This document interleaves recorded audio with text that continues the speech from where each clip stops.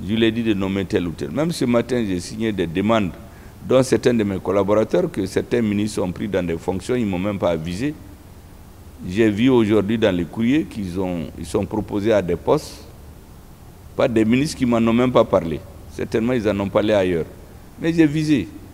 Parce que je me dis qu'un ministre, il faut lui laisser la liberté d'action. Dans tous les cas, tout ce qui se fait qui n'est pas normal, ça finit toujours par rattraper. Le peu de temps que j'ai fait dans les gouvernements, chaque fois qu'on contourne les lois ou on les viole, les lois et les principes, ça nous a rattrapés.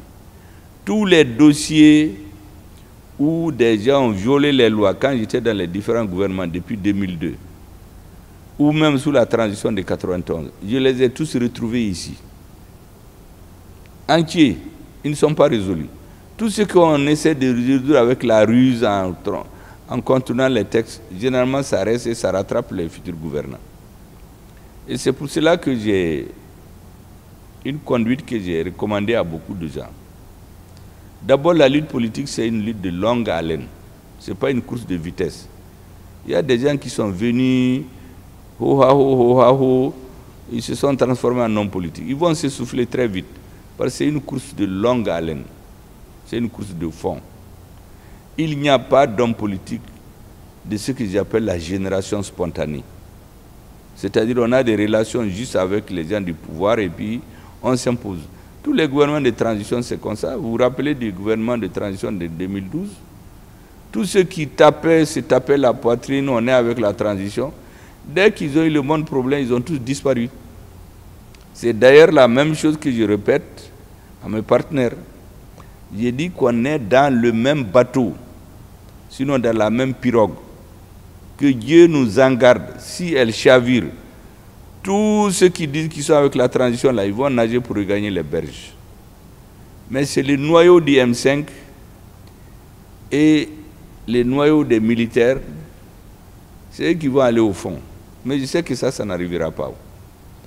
Parce que je fais la part des choses entre ce qui est essentiel et ce qui est accessoire.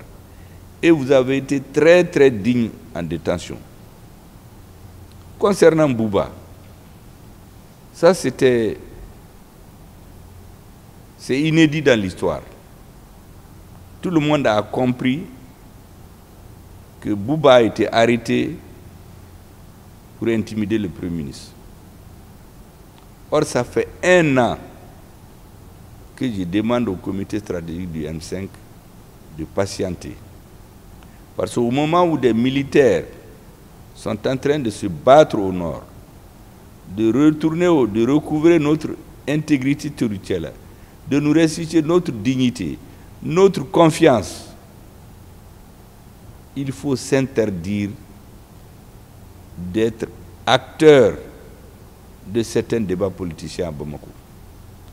Des hommes sont sous le soleil, ils ont abandonné leur famille, ils sont sous la pluie, ils sont dans le froid glacial, ils vivent d'incertitude tous les jours. Je vous ai dit de s'interdire, en tout cas moi je m'interdis pendant cette période-là, de rentrer dans des petits jeux politiciens. Et ça a été ma conduite jusqu'à présent. Et ça a été la conduite des principaux responsables du M5. Tous ceux qui ont voulu me forcer à rentrer dans un jeu autre que ça, ils ont créé les dissidences. Vous savez ce qu'il est advenu d'eux. Ceux qui les ont aidés à créer ces dissidences, les nourrir, ils savent que ça n'ira pas loin. Parce que les Maliens ne se sont pas battus pour ça. Et c'est pour cela que je voudrais encore remercier le comité stratégique du M5 de sa patience. Tout ce que Bouba a signé dans le mémorandum, je l'ai dit devant tout le monde qu'il n'y a rien de faux là-dedans. La réalité, c'est que je vous ai demandé depuis 1 an de patienter. Parce que l'armée malienne est en train de se sacrifier. Le chef suprême des armées est dans un grand jeu stratégique, géopolitique et historique. Il ne faut pas qu'on le distrait, qu'on distrait les militaires avec des bagarres politiques à Bamako. Ça nous ferait honte que des jeunes militaires qui sont en train de se battre pour libérer Ber, pour libérer Kidal, pour libérer, même l'autre jour, Tinzawaten, malgré ce qui s'est passé, j'ai expliqué que Tinzawaten reviendra malien. Ça fera honte que pendant qu'eux ils se battent, que les gens soient là à faire des petits calculs politiques entre les gens. Et vous avez accepté pendant 1 an de ne pas flanchir.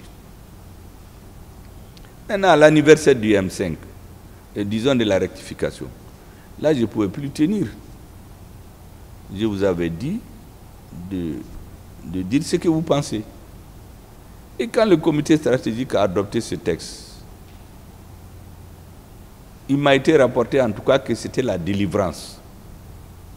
Tout le monde était content ce jour-là, parce que ce qu'ils ont encaissé pendant des années, pendant des mois, à cause du Premier ministre et de la stabilité de la transition, au moins ça peut être écrit, ça les a soulagés un peu.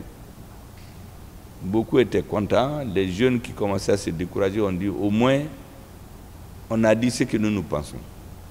Bon, on est venu prendre Bouba pour le mettre en prison pour cela. Vous savez comment ça s'est passé. On m'a tout rapporté. On n'avait pas besoin de l'arrêter à côté de mes bureaux. On pouvait juste lui mettre une convocation. Mais on est venu le prendre comme un délinquant. Aller le jeter comme un vendeur de drogue. 79 ans. Lui ôter son chapeau. L'humilier. Mais tout le monde a compris ce qui se cache derrière ça.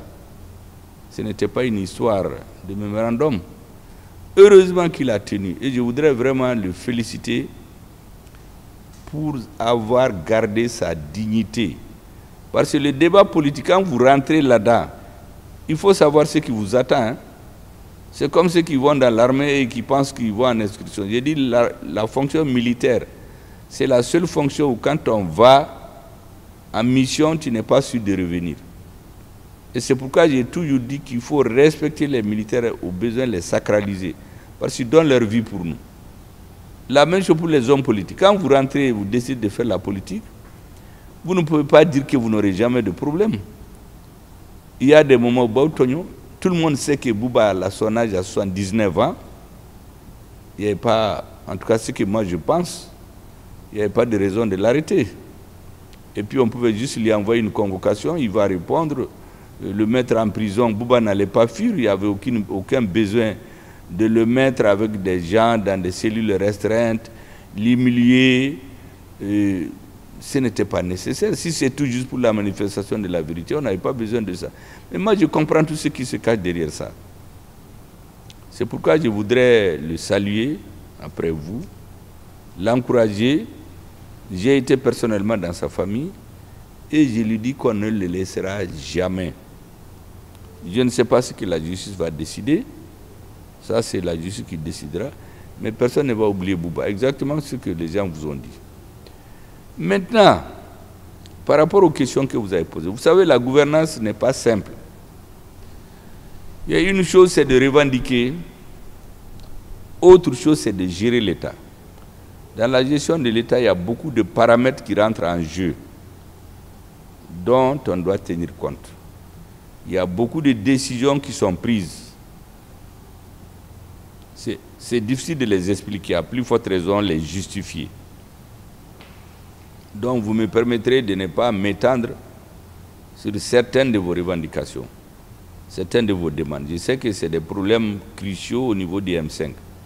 Je suis personnellement interpellé régulièrement, mais je demande à tout le monde de garder patience. Ma conviction,